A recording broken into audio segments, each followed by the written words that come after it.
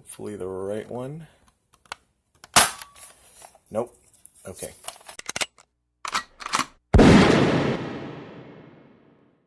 Hey everybody, this is Alan from OC Nerf, and today we're going to be doing an unboxing and review of the Dart Zone Renegade and the Phantom Blaster. As with my new videos for reviews, the new style is going to be filming the unboxing and then actually using the blaster for a few days to perhaps even a couple of weeks before actually filming this other parts of the review video, which is my opinion. And also the accuracy testing and FPS testing and whatnot. That way I've got a good feel for it before I give you my honest review of the blaster. So this is the blaster out of the package, but let's go ahead and cut to me unboxing the blaster.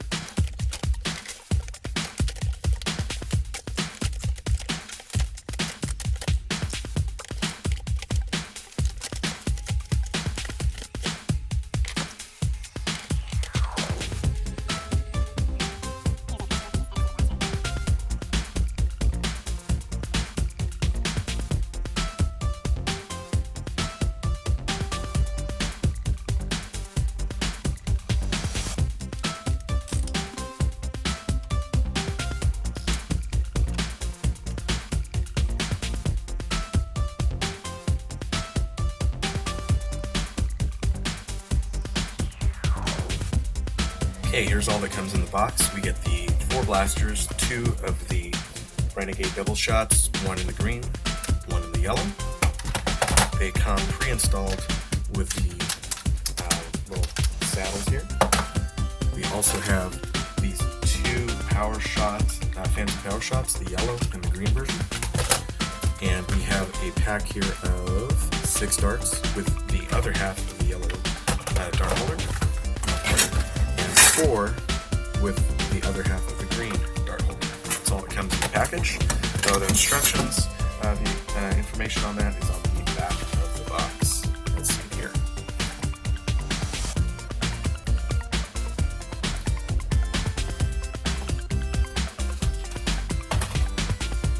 To install the other half of the dart holders, just go ahead and take it out of the package here. It's a pretty easy installation. There are these holes that correspond to these tabs, and you simply link them together and push them through. A little bit. There we go. And that's about it. And this kind of stays in here, where you can store and hold parts.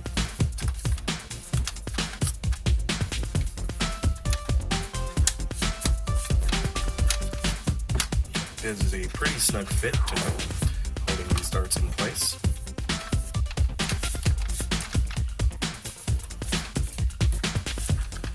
And that's how it fits on the Renegade blaster.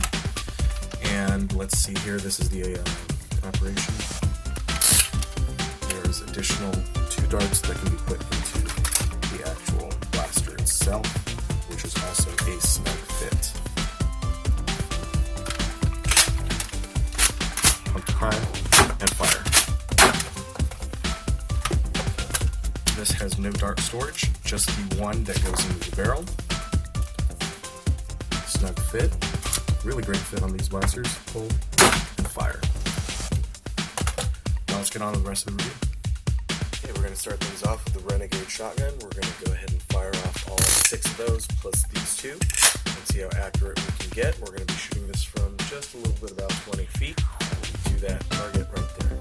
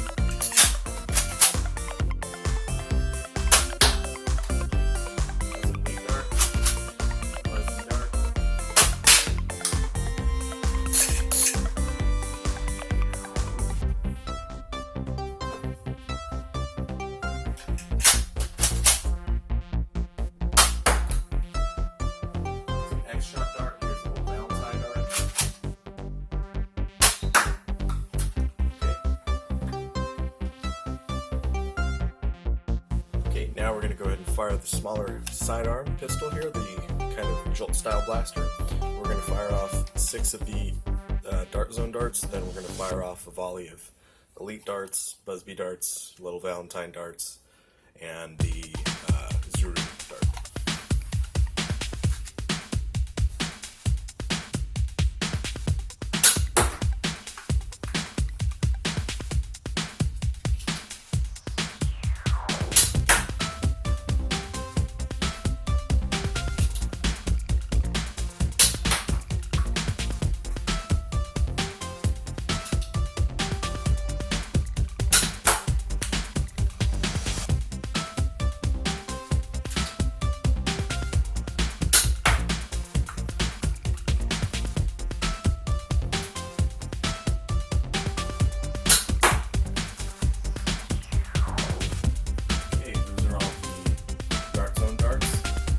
This one's got a little bit of a hop up.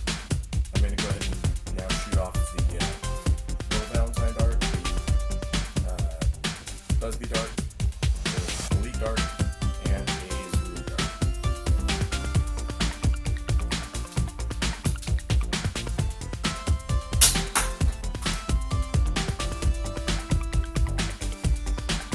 Busby dart.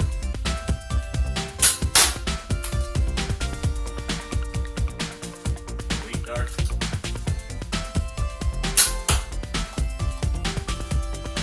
And shot through dart.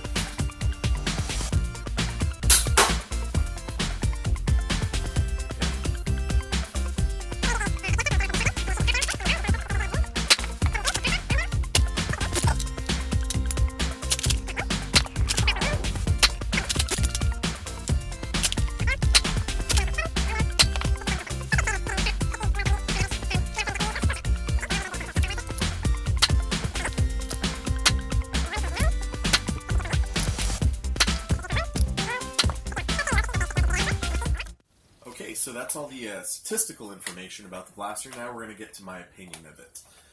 Now, overall, the aesthetics is really kind of what sold me to this. I love the idea of a pump-action shotgun. Unfortunately, it is a single shot at a time instead of an option to do 2 shots.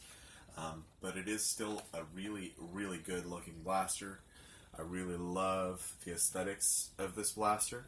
As you can see here, this is just begging for an awesome paint job. This cut-off handle area here, this handguard, it just feels good in the hand. The plastic does not feel cheap at all, which can be the case for Dart Zone blasters, but there's no real bend or wobble. It feels really solid. Everything down to this pump grip even feels really solid. This handle feels really solid. There's hardly any compression that I can do when I squeeze it, which is an awesome thing when it comes to a good solid build. The blaster itself has, I guess this could be used as a sling point. That's about it, and obviously this area here you can also use this as a sling point. It comes with the saddle, which I've taken off so that it has this nice clean look to it, but you can just take this dart holder and kind of hook it on there, and it just kind of clips into place underneath the, I suppose you could call this the rear sight, or you can just take it off and it looks like this. Looks pretty nice to me. And here's the sight. Let's see if I can line it up. Sort of. So there's the front, there's the rear, and there's also additionally, you can see in here, the typical Dart Zone kind of dart sensors, which are right in there, and they're fairly loose, but I do feel like they have a little bit of play in how the darts exit. I've said that before in the other blasters that I've found from them, that I just feel like it just messes with the accuracy a little bit, and the accuracy testing kind of showed that. It was a little bit off on where it was actually shooting. But it is shooting pretty hard. It's I think hitting around elite performance of 70 FPS, and even elite blasters don't consistently hit 70 FPS. Another thing to note with this is you can prime it and shoot it this way, or you can prime it, break, and shoot and not get any of the barrel drag on here as well. Which, in testing the FPS without the barrel, it was a minor improvement of like maybe 2 FPS on average. So I was getting definitely over 70. I think the lowest might have been in the 71 or so. But everything was over 70 FPS. It didn't hit anything under 60 FPS in shooting just like that. It sounds pretty aggressive. I'm assuming there's a pretty beefy spring here. It doesn't seem like there's much of an air restrictor, though it looks like there could be something. But it doesn't really sound like much, which just seems to be typical of the Dart Zone blasters. Of course, the functionality of it is more of a novelty than practicality. It's 2 shots, but not only is it 2 shots, you can't just like front load it or whatnot. You have to break it, fill these in, which have a pretty tight fit in 1 barrel, and then 2 barrels that you'd have from here, and you can only hold about 6 up here and 2 in the chamber. And then you're back here, then you prime it, then you can fire it. So it's pretty slow. You get your first 2 shots really quickly, and then you've got to take a few seconds to reload it. So I'm going to go through and do some firing here into my my target box, and just so you can kind of see how quickly or how slowly this is going to reload. So first I'm breaking it, loading it, breaking it. If you don't break it all the way, the bottom one doesn't have enough clearance. Breaking it.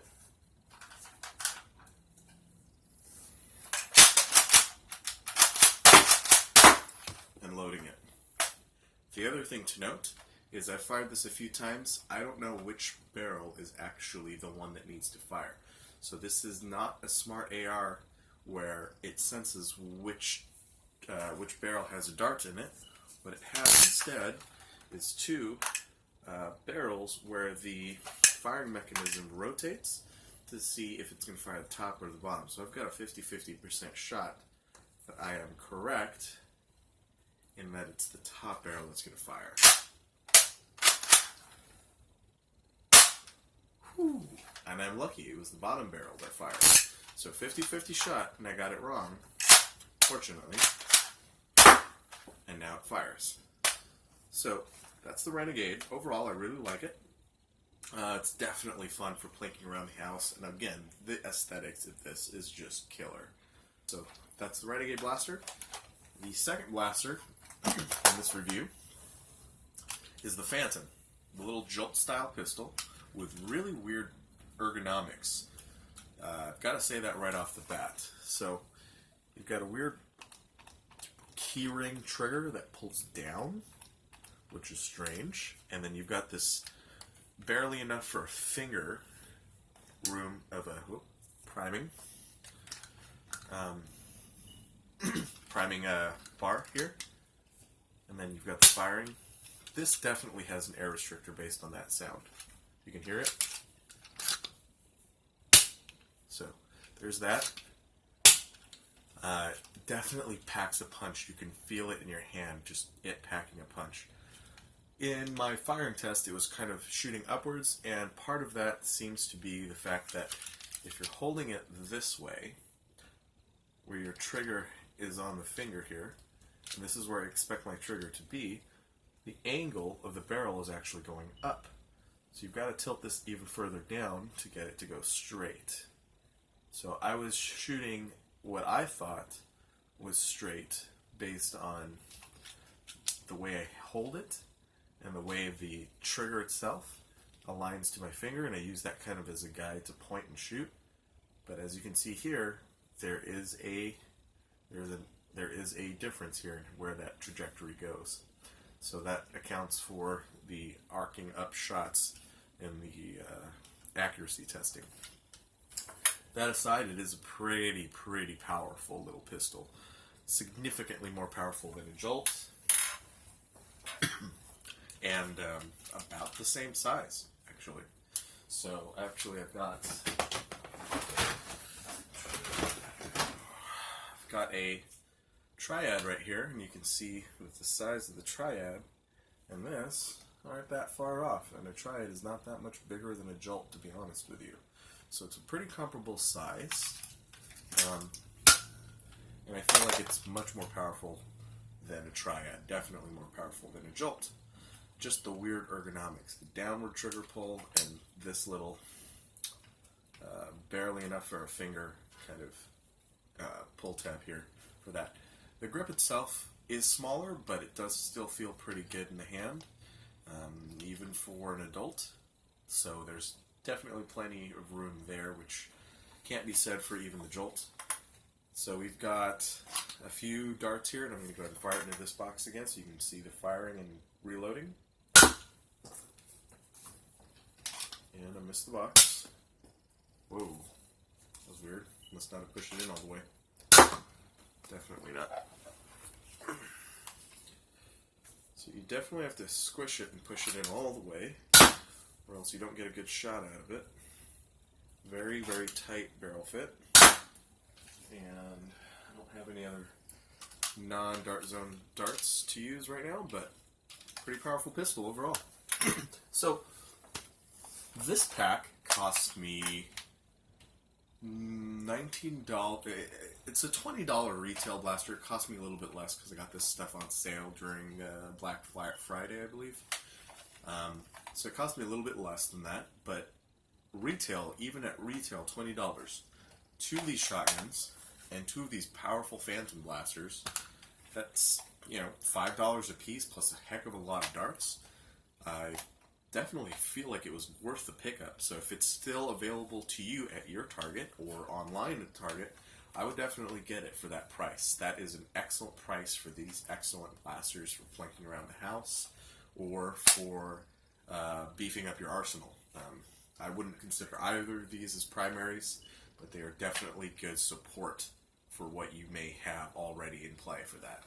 So yes, go ahead and pick this up. $20 is an excellent price for all four of these blasters together.